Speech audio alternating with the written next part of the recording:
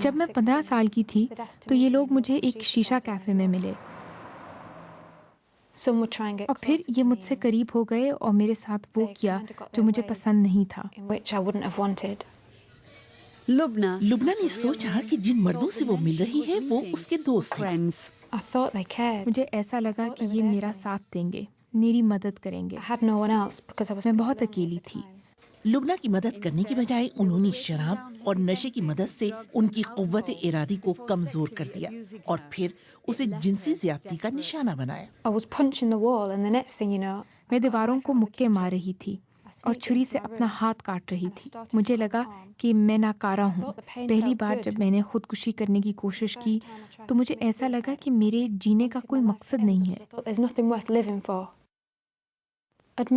میں نے اپنی تعلیم پر بالکل توجہ نہیں دی اور مجھے لگا کہ میں اپنے خواب کبھی پورے نہیں کر پاؤں گی۔ لبنہ کے والد نے جب اس کا کمپیوٹر دیکھا تو انہیں اس کا فیس بک پروفائل ٹھیک نہیں لگا۔ مجھے اس وقت پتا چلا جب میں اس کا فیس بک پروفائل دیکھ رہا تھا۔ میری بیٹی کو بہت سے لوگ فالو کر رہے تھے، ان کی تعداد 1000 سے بھی زیادہ تھی۔ میں نے سوچا کہ آخر کیوں؟ میری بیٹی کوئی مشہور شخصیت تو نہیں ہے۔ وہ سمجھتے ہیں کہ ایشین کمیونٹی اس مسئلے کو تسلیم نہیں کرنا چاہتی۔ ہمارے مذہب میں یہ غیر مناسب بات سمجھی جاتی ہے۔ ہمارے مذہب میں یہ کہیں نہیں لکھا گیا کہ آپ ناانصافی اور برائی کے خلاف آواز نہ اٹھائیں۔ ہمیں ان چیزوں کا سامنا کرنا چاہیے، نہ کہ ان کو کچرے کی طرح چھپا دینا چاہیے۔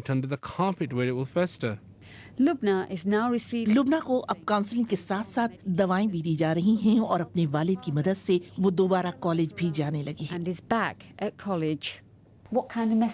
آپ دوسری لڑکیوں کو کیا پیغام دینا چاہیں گی؟ میں انہیں کہنا چاہوں گی کہ وہ اپنی زندگی پوری طرح سے جئیں لیکن اپنے ماں باپ کی سنیں۔